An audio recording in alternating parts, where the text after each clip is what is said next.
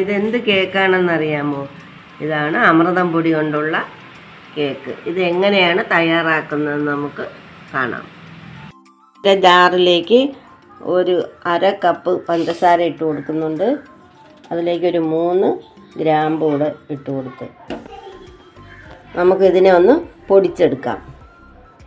പഞ്ചസാര പൊടിച്ചെടുത്തിട്ടുണ്ട്. അതിലേക്ക് ഒരു 2 മുട്ട കൂടി പൊട്ടിച്ചൊഴിക്കാം.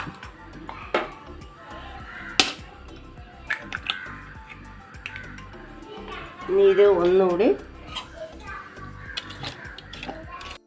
ചേർത്ത് ഒന്നുകൂടി നമുക്ക് ഇതിനെ അടിച്ചെടുക്കാം. ഒരല്പം ഏലക്ക പൊടിയും കൂടെ ചേർത്ത് ഒന്നുകൂടെ നമുക്ക് അടിച്ചെടുക്കാം. ഒരല്പം പാൽ കൂടി ചേർത്ത് ഒന്നുകൂടി അടിക്കണം. പാലിന് ഇപ്പോൾ കുറച്ചേ എടുത്തിട്ടുള്ളൂ. ഇനി ആവശ്യമുണ്ടെങ്കിൽ ഇനി ചേർക്കാം. അരിച്ചെടുത്തിട്ടുള്ള അമൃതം പൊടിയാണ് 1/2 കപ്പ് എടുത്തിട്ടുണ്ട്. അതിലേക്ക് അല്പം ബേക്കിംഗ് സോഡ കൂടെ ചേർക്കാം. ഒരു പിഞ്ച് ഉപ്പ് കൂടി ചേർത്ത് കൊടുക്കാം. എല്ലാം കൂടി ഒന്ന് നമുക്ക് വിസ്ക് വെച്ച് ഒന്ന് മിക്സ് ചെയ്ത് ചേർക്കാം. ഇതിലേക്ക് നമുക്ക് എല്ലാം കൂടെ മിക്സ് ചെയ്ത് അടിച്ച് വെച്ചിട്ടുള്ള പാലും അതും എല്ലാം കൂടെ ചേർന്നുള്ളത് നമുക്കതിലേക്ക് ഒഴിച്ച് കൊടുത്ത് മിക്സ് ചെയ്യാം. ഇതിലേക്ക് 1 ടേബിൾ സ്പൂൺ സൺഫ്ലവർ ഓയിലും കൂടെ ഒഴിച്ച് കൊടുക്കാം.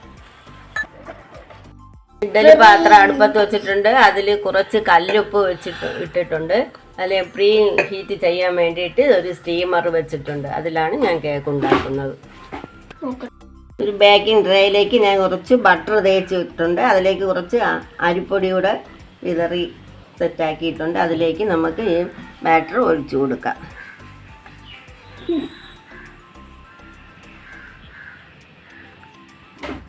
ഇതിൻ്റെ ബബിൾസ് എല്ലാം പോകാനായിട്ട് നമുക്കൊന്ന് തട്ടി കൊടുക്കാം ചെറുതായിട്ട്. നമുക്ക് ഇത് സ്റ്റീമറിലോട്ട് വെച്ച് കൊടുക്കാം. അടച്ചു കൊടുക്കാം. ആദ്യത്തെ 15 മിനിറ്റ് ഒരു മീഡിയം ടു ഹൈ ഫ്ലെയിമിൽ വെച്ച് കൊടുക്കാം. അത് കഴിഞ്ഞതിന് ശേഷം ഒരു 20 മിനിറ്റ് ലോ ഫ്ലെയിമിലും കൂടെ വെച്ച് വേവിച്ചെടുക്കാം.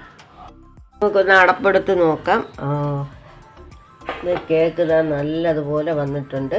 ഇടയ്ക്ക് ഞാൻ നോക്കിയായിരുന്നു, എന്തോന്നൊക്കെ നോക്കിയപ്പോൾ അതെല്ലാം റെഡി ആയിട്ടുണ്ട്. നമുക്കിതിനെ എടുത്ത് വയ്ക്കാം. നമുക്കൊരു പ്ലേറ്റിലേക്ക് മാറ്റാം.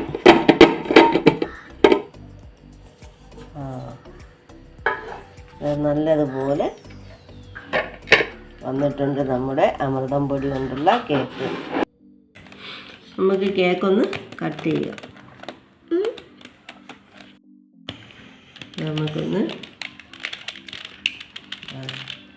നല്ല സോഫ്റ്റായിട്ട് വന്നിട്ടുണ്ട്.